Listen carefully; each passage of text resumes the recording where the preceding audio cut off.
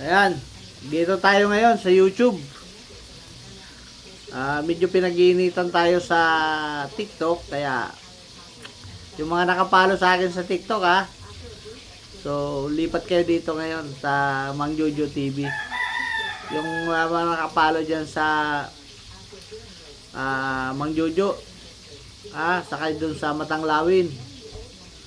So hindi tayo ngayon maka-upload ng mga videos diyan kasi ang nangyayari, nire-restrict ni TikTok. Lalo na kung ang mga topic ko is about dyan sa mga kasapakat.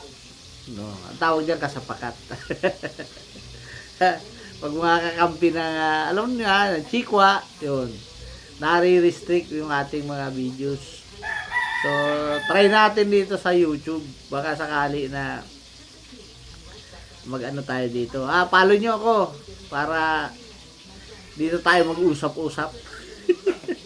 Dito natin birahin yung mga loko-loko. Ika nga. Kagaya nung kwento na tayo. Puro ano lang to pasakalye. Ito si Sarah, di ba? Meron na namang mga pautot na ginagawa. Keso yung ating bansa napabayaan daw ni Bongbong sa kanyang bisyo. Ano bang bisyo? Bisyo ang magserbisyo.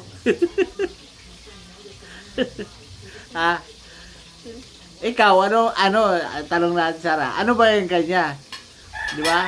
Yung opisina niya, napamabayaan niya, kalalaskwatsa niya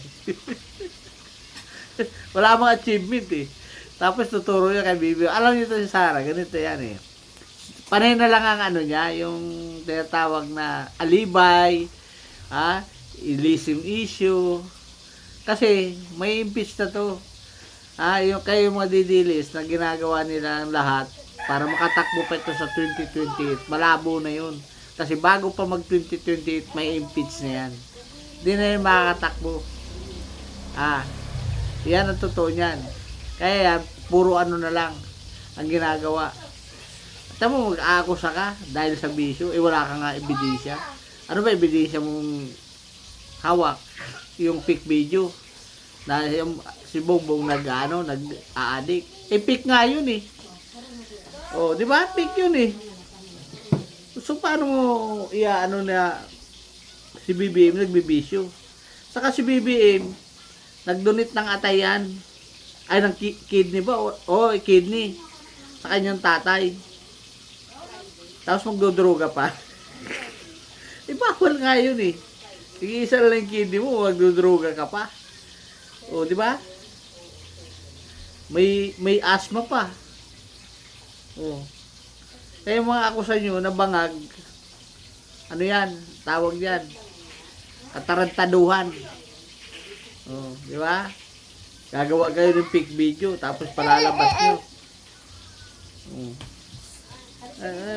Malabo na yan.